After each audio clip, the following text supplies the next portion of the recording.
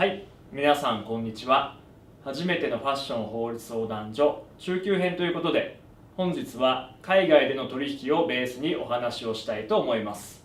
最近は中国市場が盛り上がっていることもあり、中国での取引数が大きくなっているブランドも増えているように思います。うちの事務所にも中国との取引に関するご相談が多くなってきていますが、一番多い相談はやはりブランドの名前や新ラインのネーミングの商標登録に関するご相談です。商標については前にも少しお話ししましたが、国に申請をして登録が認められた人しかその名前やロゴを使ってはいけないという独占権を与えるものです。中国ではこの商標を他人が勝手に出願してしまい、先に取られてしまい自分が使えないといった例が続出しています。最近は早め早めの出願ということで、ブランドの立ち上げと同時に中国での商標を出願する企業も増えてきましたが、今日は実際の相談でも問題になることが多いいくつかの商標に関するチップスをお伝えしたいと思います。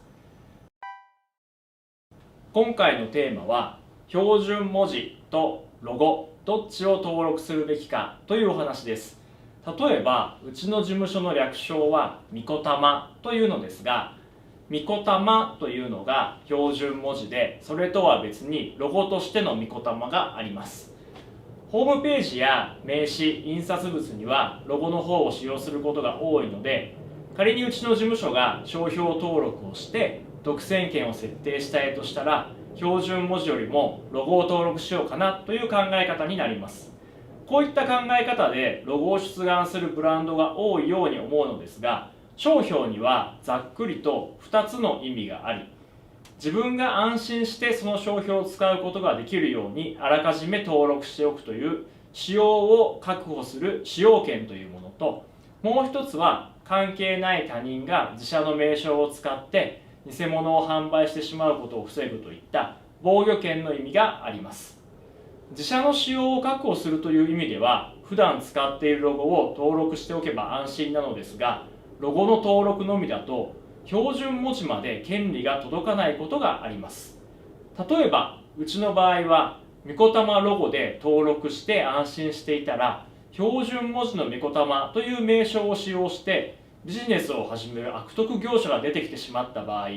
ロゴの権利のみでは標準文字を使わないでくれという法律上の主張ができない可能性があります。そこで第三者の使用を防ぐという意味では、ロゴに加えてあまり使っていないとしても標準文字でも登録しておいた方が良いという場合があります。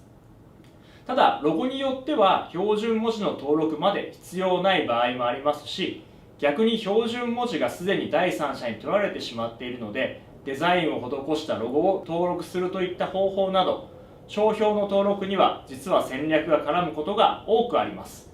ですのであらかじめ専門家に相談して、商標でどういった権利を守りたいか、いつどのような権利をどのように登録するべきかということを考えてから出願するのがおすすめです。中国の商標に関しては他にもいくつかのチップスがあるので、それはまた次の動画で説明したいと思います。ご視聴ありがとうございました。